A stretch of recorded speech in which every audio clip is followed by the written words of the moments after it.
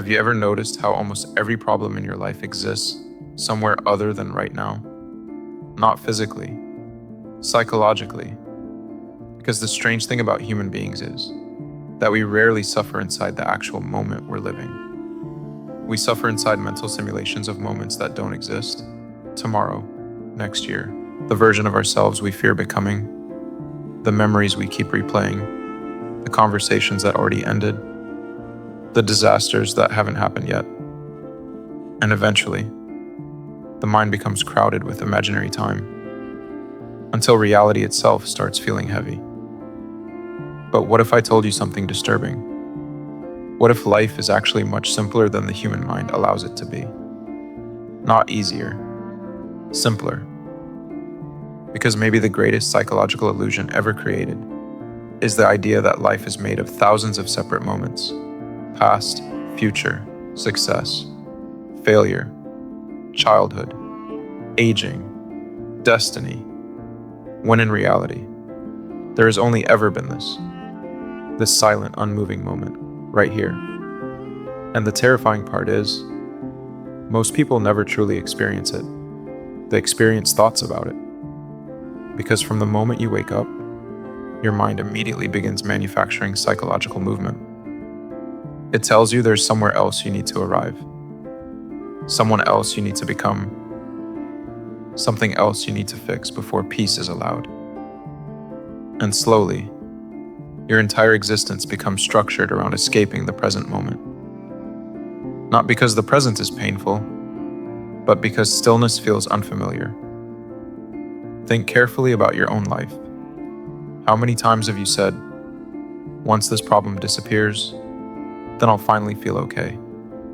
Once I make money, once I heal, once I find love, once people understand me, once I become confident, once I fix my habits, once I become disciplined." But then something strange happens. You arrive at the thing you thought would save you, and the mind immediately creates another destination, another future, another condition, another psychological horizon. Because the mind survives through movement, not peace. This is why human beings can achieve dreams they chased for years and still feel empty days later. Because psychologically, the brain adapted to chasing, not arriving.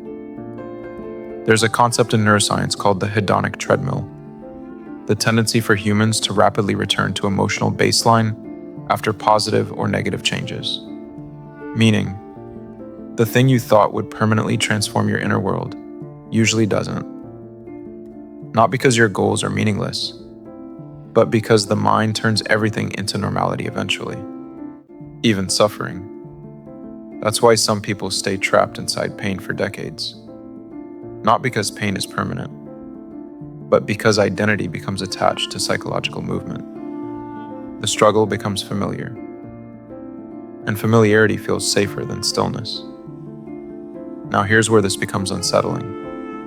Because if life is only ever happening now, then most psychological suffering is actually resistance to what already exists. Think about anxiety. Anxiety is rarely about this exact second. It's about projected time, imagined futures, potential disasters, hypothetical collapse. Your body exists here, but your nervous system exists somewhere else entirely.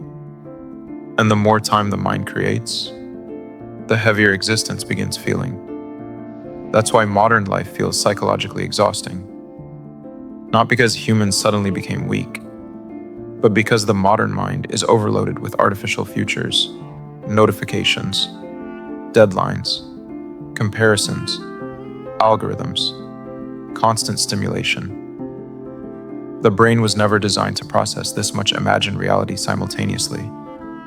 So people become mentally fragmented, one part of the mind replaying the past, another fearing the future, another comparing itself socially, another performing identity online. And eventually, the human nervous system forgets how to simply exist. This is why silence feels uncomfortable now. Not because silence is empty, but because silence removes distraction. And once distraction disappears, you finally notice how loud your own mind has become. Blaise Pascal once wrote, "All of humanity's problems stem from man's inability to sit quietly in a room alone." Centuries later, that sentence feels almost prophetic. Because the moment discomfort appears, most people reach for stimulation instantly.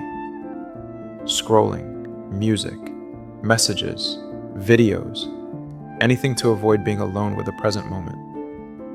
But maybe the problem isn't silence itself. Maybe people were never taught how to exist without constant psychological motion. Most people spend their lives fighting thoughts as if every thought requires attention. But thoughts are movement. Awareness is stillness. And confusing the two creates endless suffering. This is why overthinking becomes addictive. Thinking creates the illusion of control. If I analyze enough, predict enough, understand enough, maybe I'll finally feel safe. But life cannot be fully controlled, only experienced. And deep down, the mind resists that reality, because uncertainty threatens the identity it has spent years building. This is why simplicity often feels uncomfortable. The mind becomes attached to complexity, attached to struggle, attached to preparing for life instead of living it. But remove imagined time for a moment, and suddenly there is only this breath, this room, this experience. Presence feels strange at first because the ego survives through stories, past, future, comparison, identity. But presence interrupts the story. For a brief moment, you stop becoming someone and simply exist. Psychologists call this cognitive framing. The way we interpret experience changes how we feel about it. Two people can face the same situation. One experiences suffering, the other experiences growth. Not because reality changed, because perception changed. Maybe that's why children often seem more alive than adults. A child watches the rain.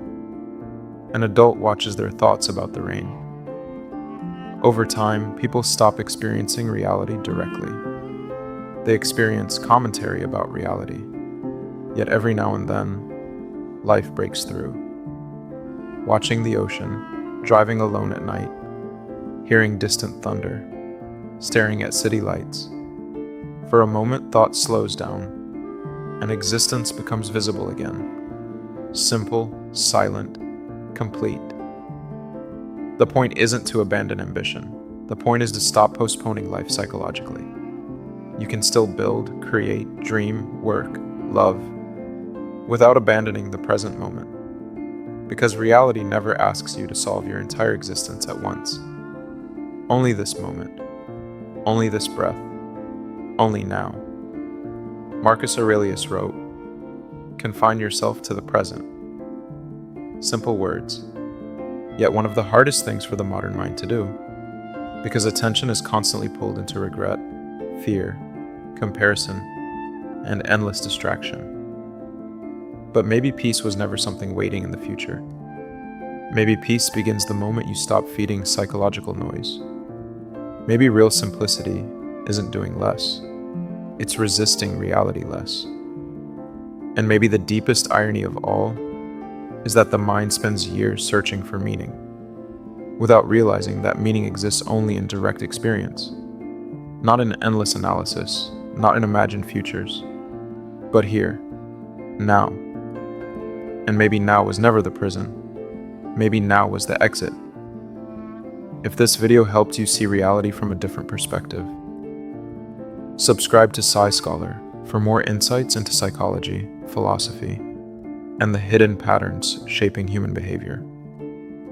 Leave a like, share this with someone lost inside their own thoughts, and join us on the journey toward greater clarity in a noisy world.